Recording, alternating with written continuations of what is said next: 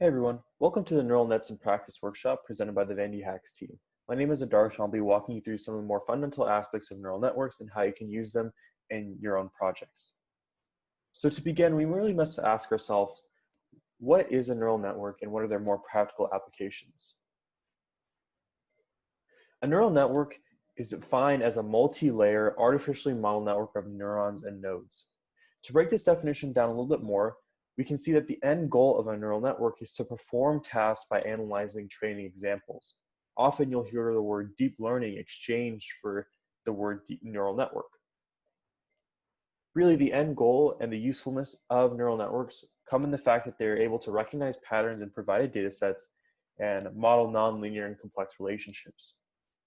This is important because often we can use our own human brains to recognize patterns and extrapolate key insights into data, but a computer can definitely do that much better given a large set of training data. Deep learning allows us to, and neural networks allow us to extrapolate key insights and understand our data much better and more complex, in a more complex nature. The neural network itself is loosely modeled after the human brain, which is interesting because we mentioned neurons and nodes over here. So just at a hierarchical level, we have the different catch-all terms that you sometimes hear in everyday contexts in the field of artificial intelligence. At the top, we have artificial intelligence, or AI. We have machine learning, we have deep learning, and then we have neural networks. You can see that it's not necessarily true that deep learning is the same thing as artificial intelligence. It turns out that artificial intelligence is this catch-all term in a broad category that includes everything machine learning, deep learning, and neural networks wise. In particular, the special distinction factors of machine learning include expert systems, computer vision, or any intelligent behavior. This is still quite a broad category. Deep learning, however, takes it another step with regression, supports vector machines, and has techniques like random forests. All the way down, though, in the central bubble, we have neural networks, which is common to deep learning and all other aspects, but most often employed in deep learning.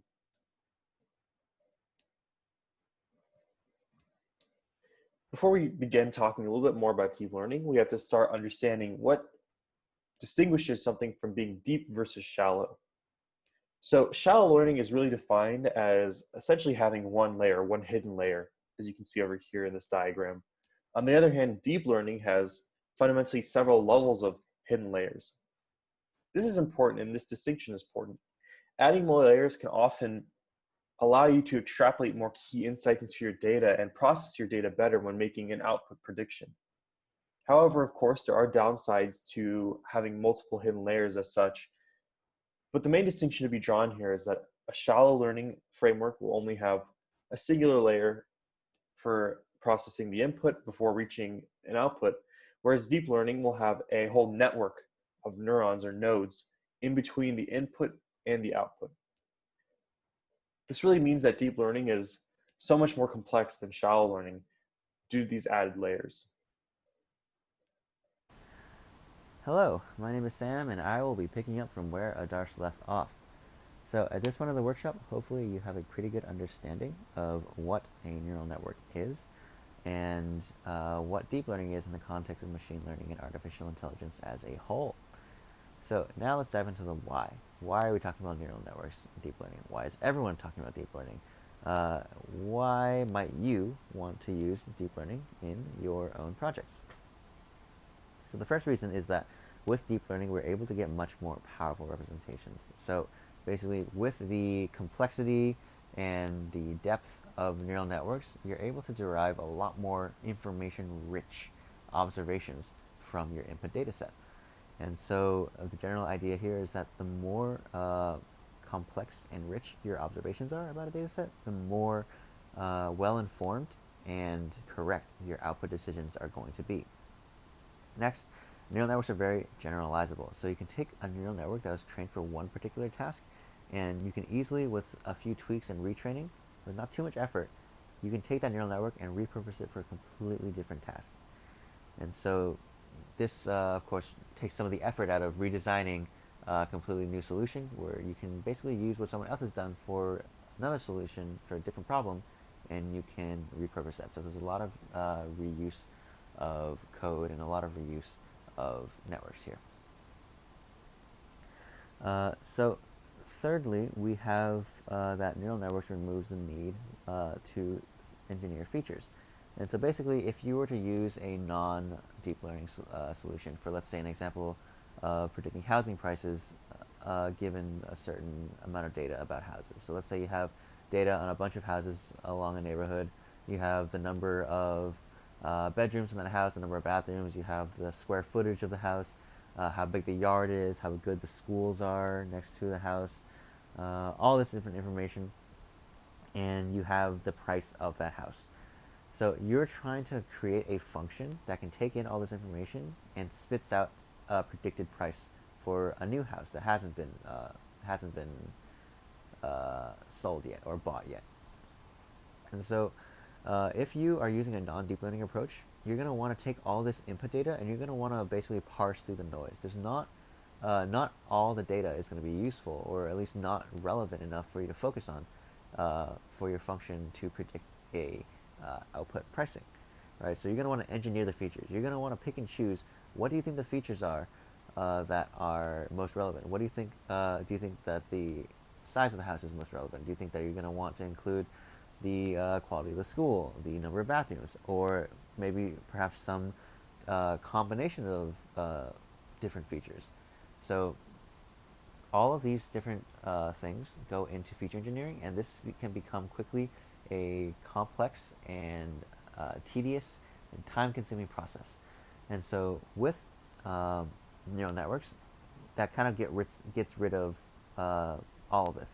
And so neural networks inherently they learn their own features. They learn their own most important input data, basically. So they can take all of this data that you have on housing, and they can parse through the noise. And not only can they parse through the noise, they can combine different pieces of data into new features that they can then use to generate even more powerful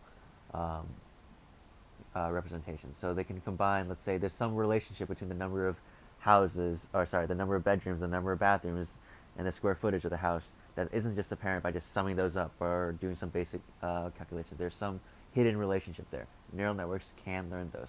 So on top of getting rid of the basic task of engineering features, they can actually learn better features than if you were to self-engineer sometimes. This is, of course, kind of general guideline.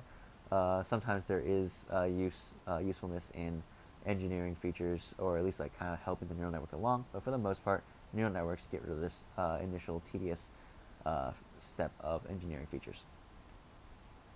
Finally, neural networks and deep learning unlock a lot of use cases that were not previously available. So, for example, facial recognition or natural language processing. These things these things are either weren't available before or were feasible, but kind of not in a super sophisticated or not as practical way.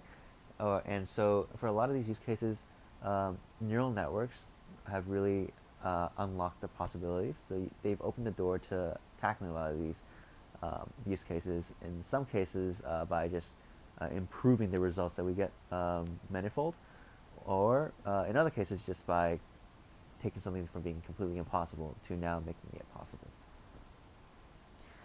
So it's not all sunshine and rainbows. There are some cons to using neural networks, some reasons why we might not want to use neural networks. The first is that it is going to be expensive. You get all these perks with neural networks. You get all these complex, powerful representations and the lack of a need for feature engineering. You get all of these perks, and it's going to come at a cost, and that cost is that everything is going to be very heavy.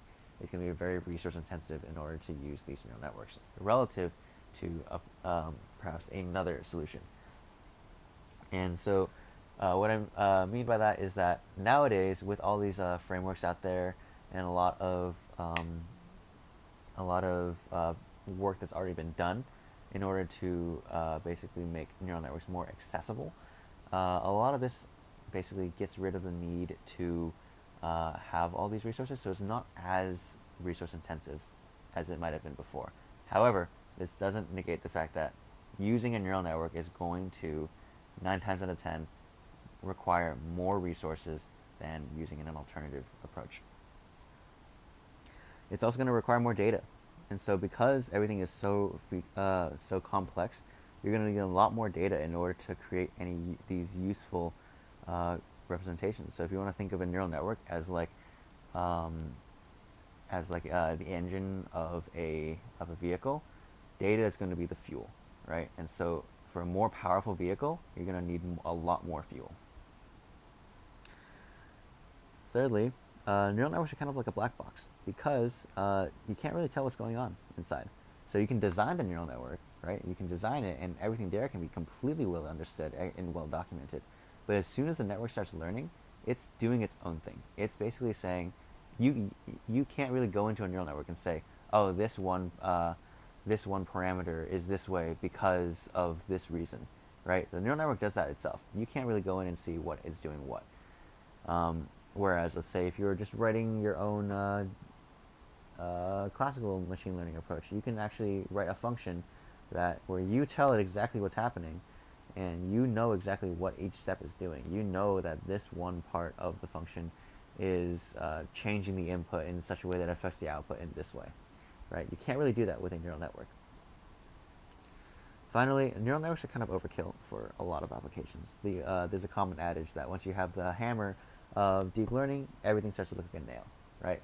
A lot of times you can get the same results with a lot fewer resources and uh, in a lot quicker processing time than with a neural network. The issue is that because neural networks, because once they're so accessible, once you have the know-how and the resources to use them, you can theoretically just take on all manner of different tasks that really don't need a neural network to be used. You can do things be a lot more efficient with different um, approaches. So again, with neural networks, basically you have a lot more power at the cost of a lot more resources and a lot less knowledge about what's going on inside. That being said, let's go over a few of the use cases common nowadays to deep learning. So the number one, and like I said before, facial recognition. This is something that was more recently put into more recently implemented in a practical way. And so now we have facial recognition and this next point object detection uh, done in such a way that it's actually, in a lot of cases, superior to humans. So neural networks can actually detect faces and recognize objects uh, better than a human can in a lot of cases. And then we have object detection and segmentation. And so if you take a look at this image right here, so there's a lot happening right now. This network is being fed this image, and it's basically been able to take all these different objects and classify them and separate them out.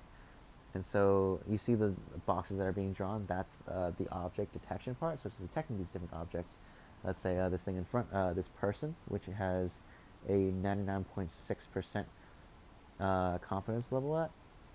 So it's 99% sure that this thing is a person. So it's detecting it by drawing the box, and then it's also segmenting it out by actually kind of picking out the actual shape of the person and saying these pixels in this image are part of a person. So, additionally, we have image and video generation. And so, if you've heard of deepfakes before, they are an application of neural networks.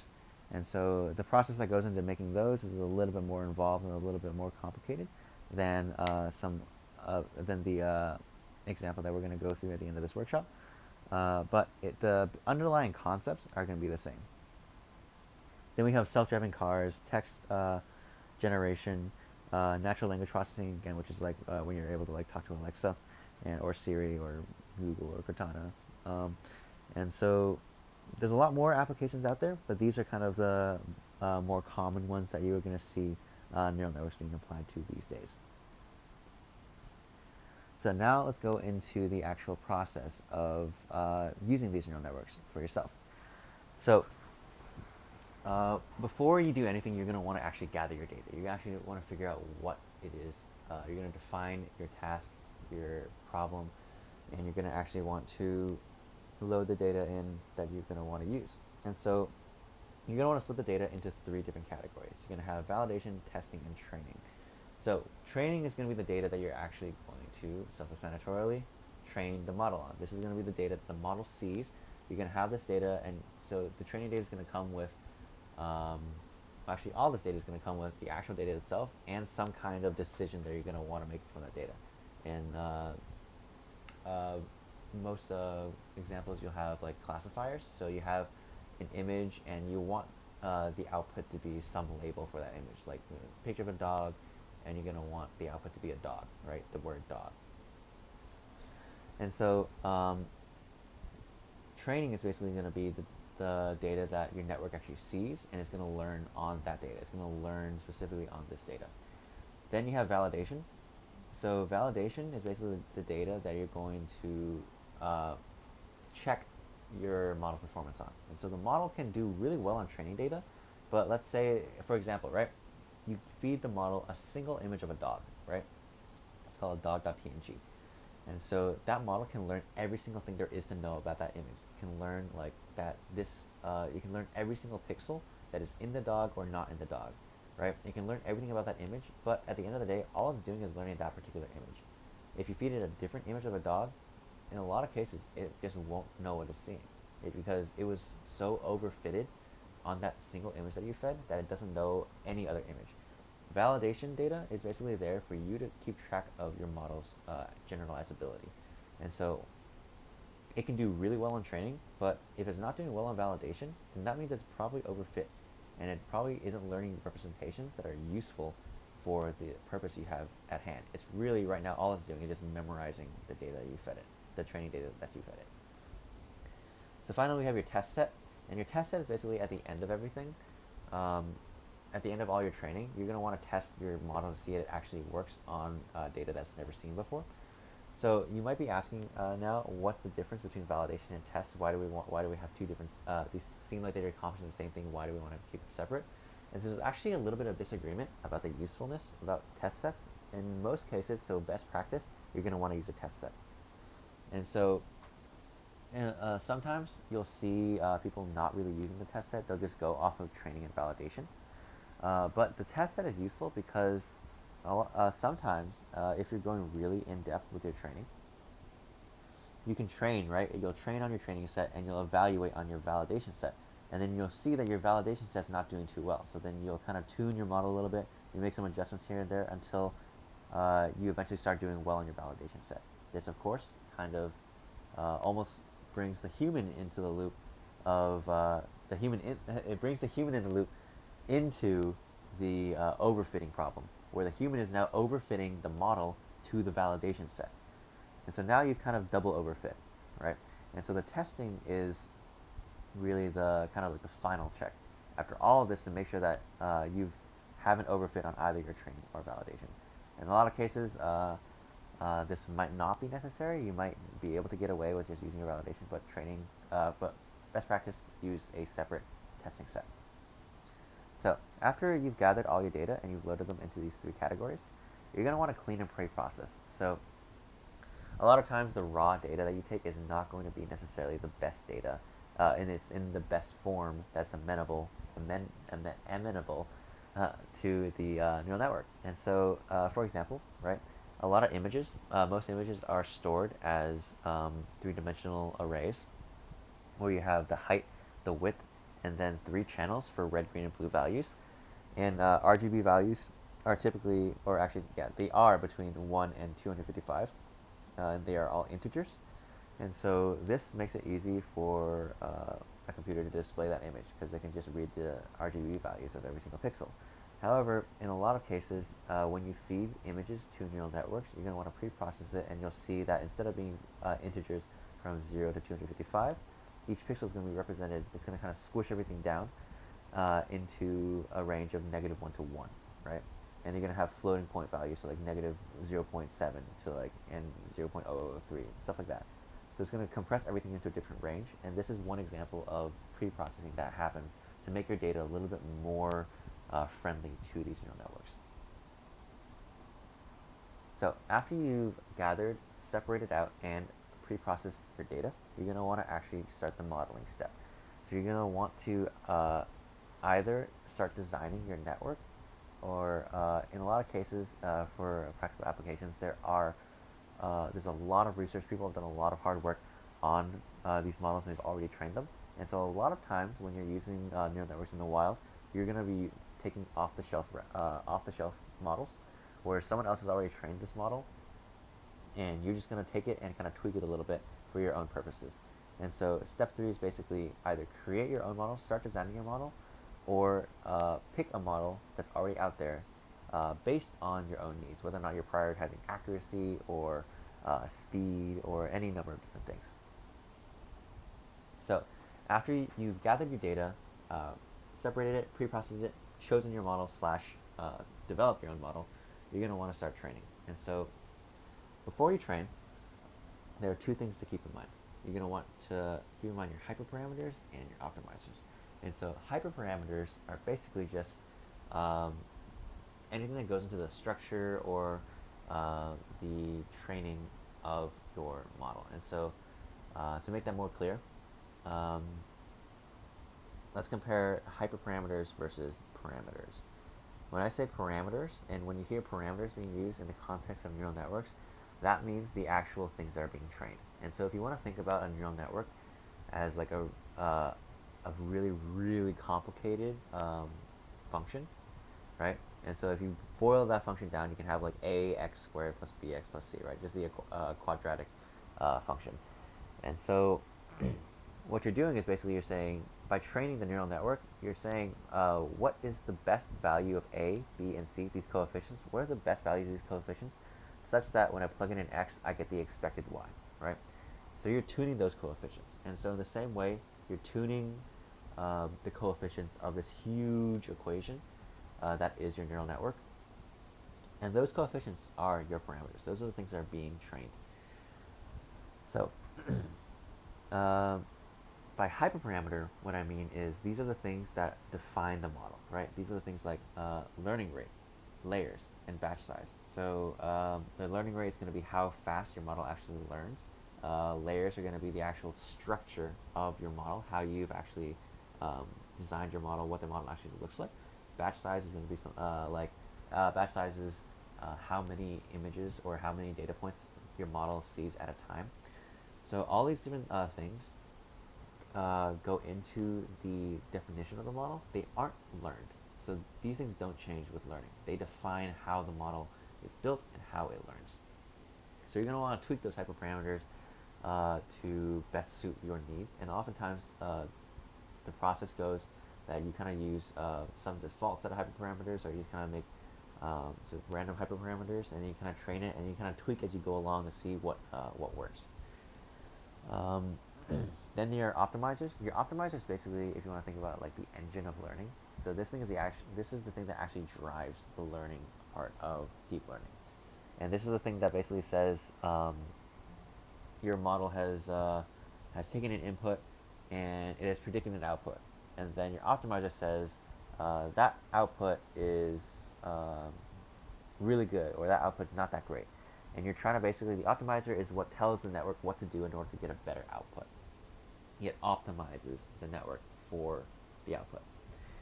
And so there are a few standard optimizers out there already. There's stochastic gradient descent, atom, momentum, RMS prop, all these different things. They all kind of have their own different quirks. We're not going to go too in depth into what each optimizer does, but just know that there are a few choices out there for your optimizer, and that it's something to keep in mind along with your hyperparameters when you're defining your model to start training. So after you've trained, well, actually during your training, you're going to want to evaluate your model throughout, right? This is where the validation part comes in. So basically, you're going to evaluate your model on specific metrics, and the most common metric is your loss. And so loss basically is how bad your model output is. And so if your model is outputting something that's completely nonsensical, then your loss is going to be very high. If your model is doing something, is actually doing pretty well, is actually outputting results that are in line with what you want it to, then the loss is going to be very low. And the objective of the optimizer is to minimize this loss. And so that's how you evaluate your training data, right? So you're going to evaluate if the loss is very low on your training, also your validation. And there are other metrics as well. Accuracy is another one. Um, but again, loss is kind of the thing that is paid attention to what the most during training. So after that, you've done this, you've run through this cycle a few times, you've got your data, you've created your model, you started training, you've trained, and you've evaluated that training, you've evaluated the model throughout training. You now have a good stopping point, right? It might not be a finished product, but it is something that you just finished training, right? So now you want to test that model that you just trained on your testing set, see how well it performs. And then you're going to want to, given the results of that, you might want to go back and you might want to go back and redo this process, right? At any point, maybe you didn't pre-process your data correctly. Maybe you want to tune your hyperparameters in a different way. So basically all this is you go and you evaluate your results and you see if you want to do anything different in order to get better results.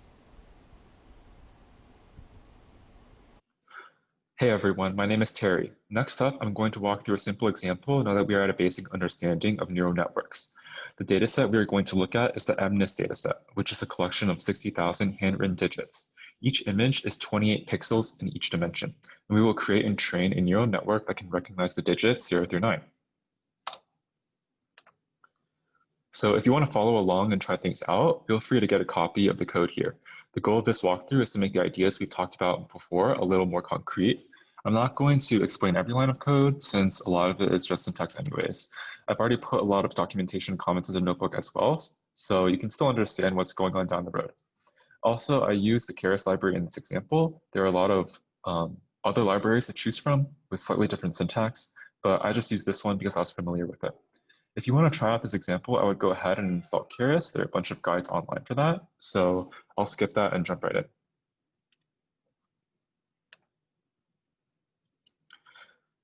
So here's the notebook where I'm working on the MNIST dataset. All the code here should be working, and when we get to the end with the model creation and training part, I'll show everyone ways to play around with the notebook and see the results.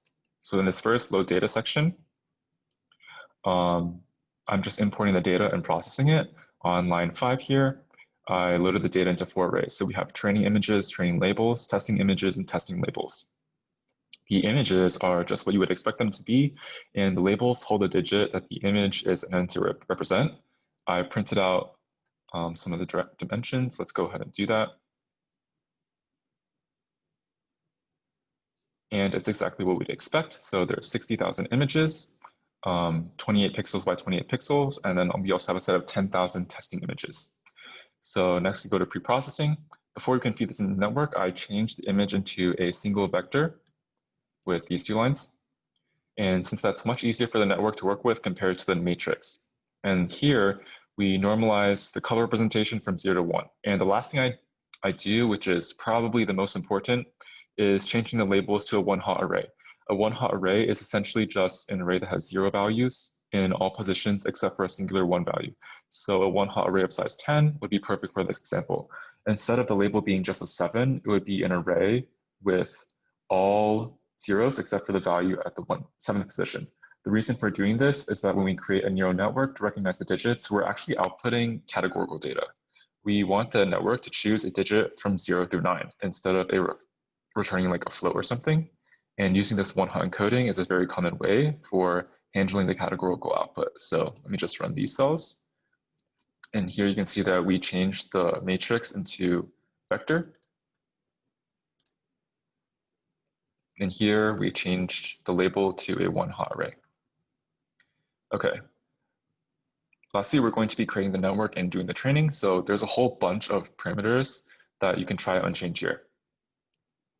First, you can see that I use the sequential class to define my model. It's pretty simple in that the layers I add next just get stacked sequentially on top of each other. For the first layer I add, I'd have to specify the shape of the input, which is here, which is just the dimension squared, as well as the output, which is here. And any layers I add next, I only have to specify the output since the input size is inferred by the output of the previous layer. Also, I want to point out that The 200 nodes here is, in a way, like arbitrary. Usually it's a number between the input and the output, but choosing the right number of nodes is a whole science of itself. So the second input is the activation function, and this is where it gets a little bit interesting. So let me pull up the image of a node here. So the concept behind a single node in the neural network is based on the neuron. Each node has inputs coming in from the previous layer, and each of these inputs is modified by a weight. So we have weight 1 and weight 2 in this image. These weights are the most important data in the network. As our network is trained, the weights gradually change. The total input is then summed up and plugged into the activation function, which is F here, to determine whether or not this node or artificial neuron fires. And if anyone has taken a neuroscience course, this idea is synonymous to the action potential of the neuron. And there's a whole bunch of activation functions we can choose from. For example, a simple binary activation function could say fire the neuron if the total input is positive, or not fire if the total input is negative. In this first layer, we used the ReLU function. Let me come back. So we used the ReLU function. In the second layer, we used the softmax. So this ReLU function only fires if the input is positive, and when it does fire, its output is proportional to the input. So if you dive deeper into this, you'll get to know a lot more about activation functions and what scenarios use which activation functions. But right now I just have these two. Okay, so the next function is this network.compile. And here I also have 3 parameters. The first one to understand is loss. So as we train our network through thousands of images, this is the function that we want to minimize. At a high level, it represents the difference between our current predictions of the digits and the true values. The way we go about decreasing this loss is by adjusting the weights, and that's the optimization problem, which is here. That's pretty much all you need to know about it for now. The optimizer we're using is stochastic gradient descent, or SGD, which is a really common basic one. Lastly, the accuracy part here just means we're going to use accuracy as the way of finding our loss. And after I've created the network, this line is where the training begins. I put in the images, and one hot label is here, training images and training labels. I set verbose to true. Let me run the previous one. So I set verbose to true. And then lastly, I have these 3 parameters: validation split, epochs, and batch size. So batch size and epoch kind of go hand in hand. One epoch is essentially one generation where the weights of the neural network get updated between epochs. So here we have 5 epochs and 5 generations. So that means we're going to have 5 batches of 128, and between each batch, the weights in our model will learn, basically. And then lastly is our validation split, which is basically the proportion of data that we're purposely leaving out so that we can use it for testing between each epoch. And this is how we generate the accuracy value that we used as a metric for loss earlier. So here I'm telling the network to leave aside 10% of the training data. And then after that, I use the trained network and test it with the 10,000 testing images. So let's go ahead and run it and see what happens. Did I miss any cells? I don't think so. So here it's going epoch by epoch, and we can see our accuracy is slowly going up. So right now we have an accuracy of 35%, of 44% now. And so the training was done, and after that it did testing. And it says our testing accuracy was around 50%. So, well, that's not very good. But this is going to be my stopping point, and I encourage everyone to do some research on the parameters and play around with the code. So you don't need to worry about the pre-processing and stuff since that's already done. And a simple problem to fix is that the number of epochs right now is really low. So if we change the number of epochs to maybe 20, and that, and basically give more time for the network to learn, we can get much better results. If you go on the Wikipedia page for MNIST, you can see actually what researchers have done with this data set using more advanced models. But just using something basic, I think a really high accuracy should be attainable. So feel free to work on that. Hi everyone, my name is Keshvi and I'll be wrapping up our neural nets in practice workshop today. So we know that neural nets have a wide range of applications in the computing world today.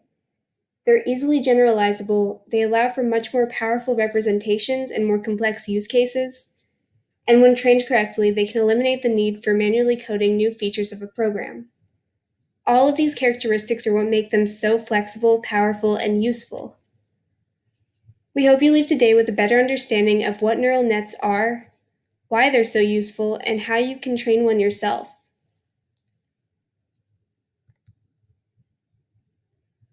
Thank you guys so much for coming.